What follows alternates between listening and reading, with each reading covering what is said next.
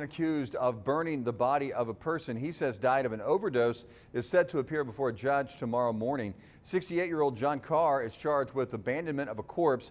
His initial court appearance is scheduled for 10:30 tomorrow morning at the Cape County Courthouse.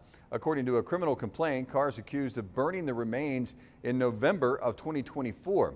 Authorities arrested him Tuesday morning after going to a home in Cape Girardeau County to look for a missing person. This is new video from Drone 12 and appears to show crews sifting through debris this afternoon at Carr's home on County Road 549 in Jackson. According to a probable cause statement, Carr initially said the person they were looking for wasn't there and then later told investigators a person died of a fentanyl overdose more than a year ago.